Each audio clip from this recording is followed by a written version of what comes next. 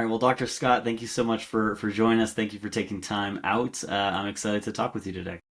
Oh, great to be here. Thanks for having me on. I really appreciate it. I'm excited to talk about applied behavior analysis.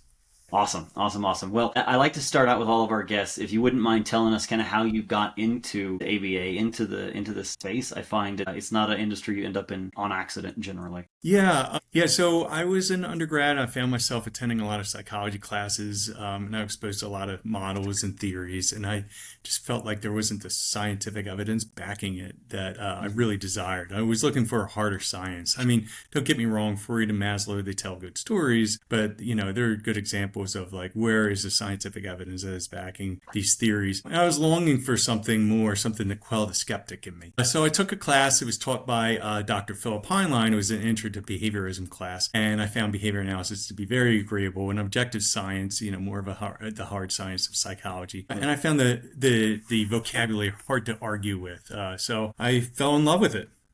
That's awesome. That's awesome, and have stuck with it ever since. Yep, ever That's since. Well, awesome. I was out of the field for a while. I was using it in a lot of different areas after my bachelor's degree. There wasn't a lot of work in applied behavior analysis at the time, but I Hmm. was just wearing different hats and using it there, and I found it to be really helpful. There's some examples of like I used to work at UPS as a supervisor, and I used it in my department to help make that department the number one in the building. Yeah, yeah. Well, I mean, people are people, right? Whether they're in a therapy seat or they're driving a car for you or deliveries or doing actual work. Hmm. Yeah. So, what are some common misconceptions about ABA that you think are kind of holding the field back right now? Well, I'll give you three. I'll give you three big ones. Misconception number one is that ABA is for autism. And this is just false. ABA is a science of behavior. It's applicable to everyone, young and old, rich or poor, no matter where you're from or what you look like. ABA is the science of behavior. Another misconception is that ABA is cold and unfeeling. It's not compassionate, which I really feel like is untrue also. I mean, sometimes clinicians might behave, may not be the most compassionate, but this isn't ABA in itself. ABA is a practical science, and I feel it's compassionate. There's nothing more compassionate than saying it's not your fault. Like we blame the environment. The environment is what determines their behavior. And it's also there's nothing more compassionate than saying like I know why this is happening to you and I can help you. And the third misconception is that ABA is about control. And it is true that the goal of applied behavior analysis is prediction and control of human behavior. But our research has shown that controlling people through aversives is just not sustainable because it elicits emotional reactions, it results in avoidance and counter control, and it reinforces the punisher's behavior, which can result in vicious cycles. So we found, even through our research, that the way to get people to do things is to reward them the way they want to be rewarded. Other people know this, like politicians know this. I had a politician tell me once, "You can't lead a horse to water, but you can leave a trail of carrots." Right, so it's really about like being personal and learning how people want to be rewarded and how they want to be motivated. Yeah, that makes complete sense. That makes complete sense. You touched on this a little bit, I think, about controlling the environment. I'm going to guess is going to be kind of the answer to this next question too, but or at least tied in. What strategies do you use to prevent burnout among applied behavioral analysis staff? I know working in what can often be a very emotionally intense environment. I don't think burnout is a problem just for behavior analysis staff, and many Americans are going through it. It's not just a problem in behavior analysis. It's like there just isn't enough money to go around. And before, one parent used to work and one would stay home with the kids, or a person could work a part-time job at the supermarket and afford a small apartment. But now that's like just not possible. It's just not economically feasible anymore. Now both parents are working full time just to support the household, and it's almost like it's still not enough. And I would say these are pretty thin schedules of reinforcement that we are not being rewarded sufficiently enough for a job. We conceptualize burnout as extinction in behavior analysis. It can happen through thin schedules of reinforcement, like I'm talking about now.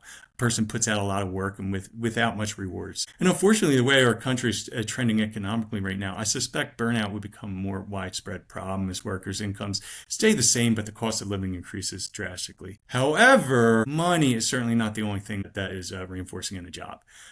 Success, praise from the boss, and positive interactions with coworkers can all function as reinforcers. But there just is not enough of this, and probably too much punishment at work just to begin with. Personally, I rely on acceptance and commitment therapy. I really feel that the therapies I deliver to other people, these are things that I can try myself and do it myself, and I found that to be really helpful to me. And I wouldn't have approached it thinking I had anxiety or depression or any particular kind of mental health disorder, but I still found it to be extremely helpful and just making myself a happier person. And I like to do the things I would tell my clients to do. I like them to do them on myself. So I consider this to be modeling. Like, I do it too. I'm showing you, let me show you the way. I'm doing it too. Let me show you how it helps me, and it can help you too. And the other thing is, I make sure I provide a lot of specific praise for people for their efforts. And I do this often. I don't know why, but people think providing praise like costs them money or something like that. They're stingy with it, as if like, it's they're giving something of themselves out almost.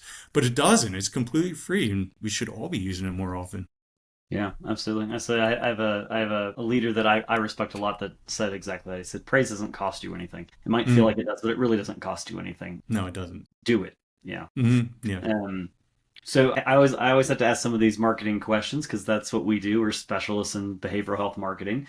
Um, how does your team go about gaining new clients right now? What works well? Well, I would say that although like our field is competitive, it's competitive everywhere. Our skill sets are really unique, and even though there are some areas that we can specialize in behavior analysis that aren't popularized yet, just a few practitioners working in that area and making it more popular and showing what people can do can make a big difference. So I'll cite one of my colleagues who said to me, when one of us eats, we all eat.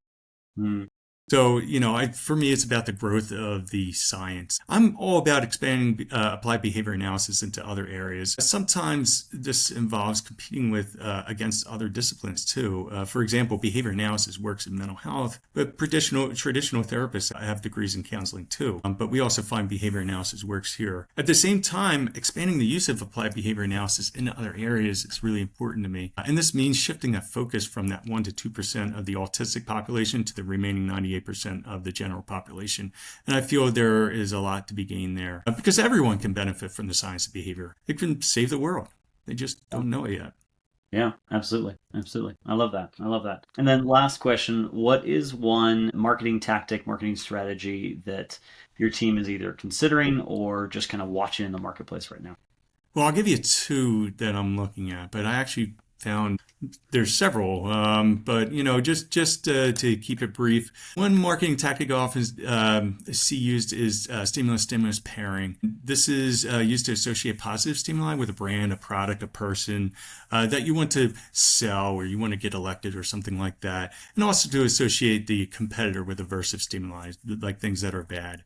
A frequently seen example of this is political advertisements, and this is the time of year we start getting them in the mail a lot. A lot of money is spent on TV ads and online ads and mailers. It's millions and millions of dollars that are spent on this, and it's significant to me because it emulates a well-studied experimental arrangement where you put an animal that's placed in an experimental chamber, and the animal has two levers to choose from.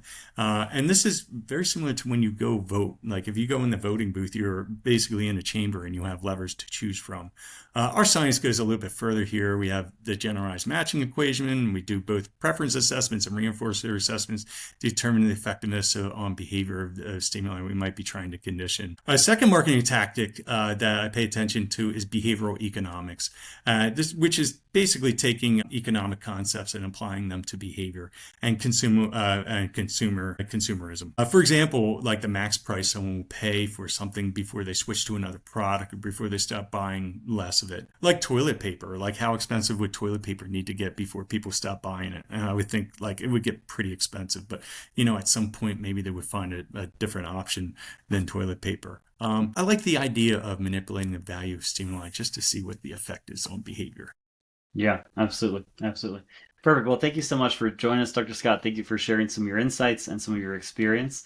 I appreciate having you on. Oh, it was great. Thanks for having me. It was great to be on. Absolutely.